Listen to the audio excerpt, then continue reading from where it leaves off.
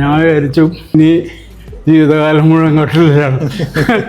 അത് വരുന്ന സമയത്ത് എങ്ങനെ ഉണ്ടായിരുന്നു? വരുന്ന സമയത്ത് കൈ ഇങ്ങനെ കിടക്കുള്ളൂ. എനിക്ക് ഒട്ടും പൊക്കാൻ പറ്റിയിരുന്നില്ല. ഒന്ന് ഗ്ലാസ് ഞാൻ വെള്ളം എടുത്തിട്ട് പകുതി ഗ്ലാസ്സിൽ വെച്ചിട്ട് അതിങ്ങനെ എത്തി കുടിക്കാൻ പറ്റി. നടക്കുമ്പോൾ എങ്ങനെ ഉണ്ടായിരുന്നു? നടക്കുമ്പം എനിക്ക് ഇങ്ങനെ ഒരു സൈഡ് ഇങ്ങനെ വെച്ച് പോയിരുന്നു.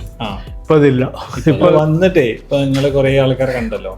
ഞാൻ പറഞ്ഞില്ലേ, ഞാൻ കണ്ടവരൊക്കെ പൂർണ്ണമായിട്ടും സുഖമായിട്ടാണ് പോയത്. അന്ന് എൻ്റെ റൂമിലുണ്ടായിരുന്നത്. പിന്നെ ഇതിൽ നിങ്ങൾക്ക് മനസ്സിലായില്ലേ, ഇതിൽ ഏറ്റവും കൂടുതൽ ഇനീഷ്യേഷൻ എടുക്കേണ്ട ആരാ? പേഷ്യൻ്റ്. അതെ, വേറെ ആരും പറ്റില്ല. പേഷ്യന്റ് വിചാരിച്ചാല് അത് കുറച്ച് കഴിയുമ്പോൾ ചിലപ്പം ശരിയാവുമെന്ന് ഡൗട്ടൊക്കെ തോന്നും. അതൊന്നും വിചാരിച്ചിട്ട് കാര്യമില്ല. ശരിക്കും ടോട്ടലി ബെഡ് റിട്ടൺ ആയിരുന്നു റൈറ്റ് സൈഡ് മുഴുവനും. അപ്പം തുടക്കത്തിൽ ഞാൻ കുറച്ച് നിരാശനായത്. ഇത് ഇനി ഇങ്ങനെ തന്നെ ബെഡ് റിട്ടൺ ആയിരുന്നു. ഞാൻ വിചാരിച്ചു ഇത് ഇനി ജീവിതകാലം മുഴുവൻ കട്ടിലാണ്. അതിൽ പിന്നെ ഞാൻ വളരെ ഇമ്പ്രൂവ് ചെയ്തു. എന്നുവെച്ചാൽ ഇപ്പൊ എന്റെ കാര്യങ്ങളൊക്കെ എനിക്ക് ചെയ്യാം. അല്ലെ, ഈ ഒരു മൈൻഡുള്ള ആളെ നമുക്ക് കിട്ടിയാൽ തന്നെ നമുക്ക് പകുതി റിസൾട്ട് നമ്മളെ സൈഡിൽ നിന്നുള്ള ഈസി ആക്കാൻ പറ്റും. പിന്നെ നമ്മൾ ട്രീറ്റ്മെന്റ് വരുന്ന സ്ഥലത്ത് ഒരു അറ്റ്മോസ്ഫിയർ ആണോ അല്ലേ? അതെ, അതൊരു ഇവിടെ ഇത് ഇന്റർനെറ്റിൽ ഉണ്ടായില്ലായിരുന്നെങ്കിൽ ഞാൻ കാണില്ലായിരുന്നു.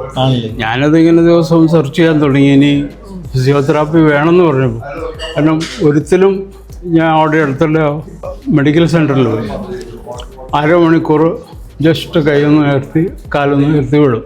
അത് 1.5 വർഷം ഞാൻ അവിടെ കണ്ടിന്യൂ ചെയ്തു.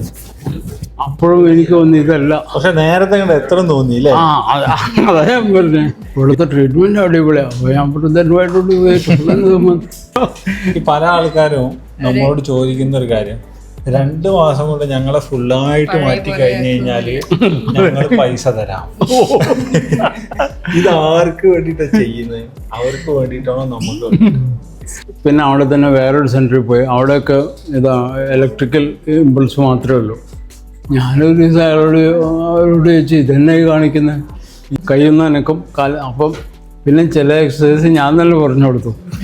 ഇങ്ങനെയൊന്നും എനിക്ക് കിട്ടുന്നുണ്ട്. എനിക്ക് ഫിസിയോതെറാപ്പിയാണ്. ഇതാണ് ഇവിടുത്തെ പ്രോട്ടോകോൾ. ഞാൻ പറഞ്ഞു മതി. ഇപ്പോഴും ഉണ്ട് ഒരു തെറ്റായ ധാരണ എന്ന് പറയുന്നത്, ഫിസിയോതെറാപ്പി ഇപ്പോൾ ഒരു സ്ട്രോക്ക് കഴിഞ്ഞ ഒരു ന്യൂറോണ് പറയും ഫിസിയോ കണ്ടിന്യൂ ചെയ്തോളൂ എന്ന് പറയും. ഈ ഫിസിയോ കണ്ടിന്യൂ ചെയ്തോളൂ വരുമ്പോൾ ഡോക്ടർ പറയും ചെയ്യും, ആദ്യത്തെ ഒരു മാസം നിങ്ങളിങ്ങനെ ചെയ്തോളൂ, പിന്നെ അടുത്ത വീട്ടിൽ വന്ന് ചെയ്തോളാം, അല്ലെങ്കിൽ പിന്നെ ആഴ്ചയിൽ ഒരു ദിവസം. അപ്പോൾ പക്ഷേ പേഷ്യൻറ്റിൻ്റെ മൈൻഡിൽ അല്ലെങ്കിൽ ബൈസ്റ്റാൻഡേഴ്സിൻ്റെ മൈൻഡിൽ ഇത് ഇത്ര ഉള്ളൂ, ഇതിൻ്റെ സമയം കൊണ്ട് തന്നെ റെഡി ആവുന്നില്ല. ഈവൻ ഫിസിയോ ചെയ്തിട്ട് പോലും ബെഡ് റിട്ടൺ ആയിട്ട് വേറെ മൂവ്മെന്റ് കാര്യങ്ങളില്ല, അല്ലെങ്കിൽ ഒരുപാട് കാലമായിട്ടും കാര്യമായ ചേഞ്ച് ഇല്ല. പക്ഷെ അവർ ഫിസിയോ ചെയ്താൽ ചെയ്തു. പക്ഷെ ഒരു ക്വാളിറ്റിന്റെ സൈഡ് കുറവായ കാരണം ആക്ച്വലി എക്സ്പെക്ട് ചെയ്യുന്ന ലെവലിൽ, അതായത് ശരിയായ ട്രീറ്റ്മെന്റ് കിട്ടാത്തതുകൊണ്ട് നോർമൽ ലൈഫിലേക്ക് വരാത്ത കുറേ ആളുകളുണ്ട്. ആക്ച്വലി കുറേ ഡോക്ടേഴ്സ് ഒഴിവാക്കുക, കാരണം അവർക്ക് പ്രത്യേകിച്ച് അതിനകത്തൊന്നും ചെയ്യാനില്ല. അപ്പോൾ പിന്നെ നിങ്ങൾ അത് ചെയ്തോളൂ എന്ന് പറഞ്ഞിട്ട് പറഞ്ഞേക്കാം. എന്നാൽ റിയലായിട്ട് ട്രീറ്റ്മെന്റ് കൊടുക്കുന്ന കുറേ ആൾക്കാരുണ്ട്. അങ്ങനെയുണ്ട്.